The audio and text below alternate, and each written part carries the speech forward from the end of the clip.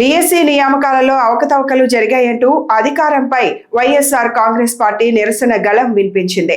Doctor BR Ambedkar Konaseema జిల్లా అమలాపురంలో వైఎస్ఆర్సీపీ నేతలు జిల్లా కలెక్టర్కు వినతి పత్రం అందజేస్తూ డిఎస్సి వ్యవహారంపై సిబిఐ విచారణ చేపట్టాలని డిమాండ్ చేశారు. అలాగే రాష్ట్ర విద్యాశాఖ మంత్రి నారా లోకేష్ నైతిక బాధ్యత వహించి వెంటనే రాజీనామా చేయాలని పార్టీ నేతలు డిమాండ్ చేశారు. వైఎస్ఆర్సీపీ జిల్లా అధ్యక్షుడు చెర్ల జగ్గిరెడ్డి ఆధ్వర్యంలో జరిగిన ఈ కార్యక్రమంలో పార్టీ నేతలు కార్యకర్తలు పెద్ద సంఖ్యలో పాల్గొన్నారు. డిఎస్సి స్కామ్ పై సమగ్ర దర్యాప్తు జరిపి బాధ్యులపై చర్యలు తీసుకోవాలని, సిబిఐతో విచారణ నిర్వహించాలని నినాదాలు చేశారు. ఈ సందర్భంగా జిల్లా కలెక్టర్ డాక్టర్ రావిరాల మహేష్ కుమార్ కు తమ డిమాండ్లతో కూడిన వినతి పత్రాన్ని అందజేశారు.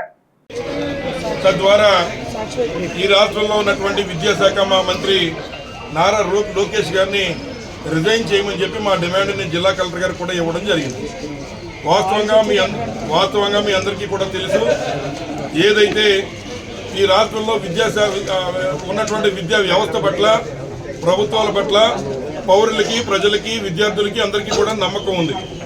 అట్లాంటి నమ్మకాన్ని వమ్ము చేయకుండా మరి ఏదైతే విద్యా వ్యవస్థలో కానీ లేదా ఉన్నటువంటి ఈ యొక్క పరీక్షలు నిర్వహించడంలో కానీ, తగిన వారికి ఉద్యోగాలు ఇవ్వడంలో కానీ నియమ నిబంధనలు పాటిస్తూ పారదర్శకంగా ఈ కార్యక్రమం చేయాల్సినటువంటి బాధ్యత ఏ ప్రభుత్వం అయినా ఆ ప్రభుత్వంపై ఉంటుంది.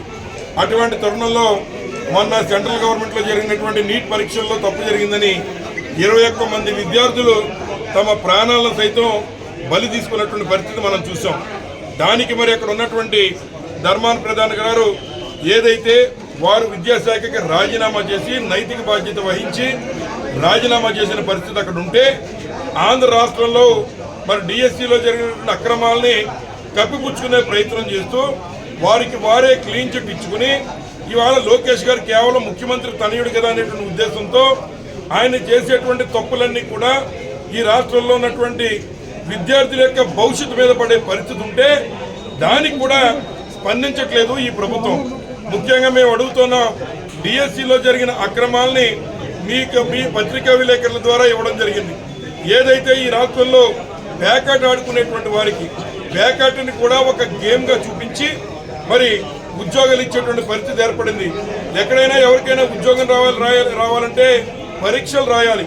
కానీ పరీక్షలు కూడా రాయకుండా కొంతమందికి కావలసినటువంటి వారికి సుమారు 421 ఉద్యోగాలు పరీక్షలు రాయకుండా వారికి ఇష్టానుసారం వారికి కావలసిన వారికి ఇచ్చేసుకునే విధంగా చేసి దానికో జీవో ఇష్యూ చేసి వారి యొక్క తప్పిదం వారికి కావాల్సిన మనుషులందరినీ తీసుకున్న తర్వాత మళ్ళీ జీవో క్యాన్సిల్ చేసి ఈ రకంగా వ్యవస్థ ప్రజలిచ్చిన అధికారం చేతిలో ఉంది కదా అని విద్యార్థుల యొక్క భవిష్యత్తుని నేల రాస్తూ ఈ ప్రభుత్వం చేసిన చర్యలు మేము మరి ఖండిస్తూ ఉన్నాం.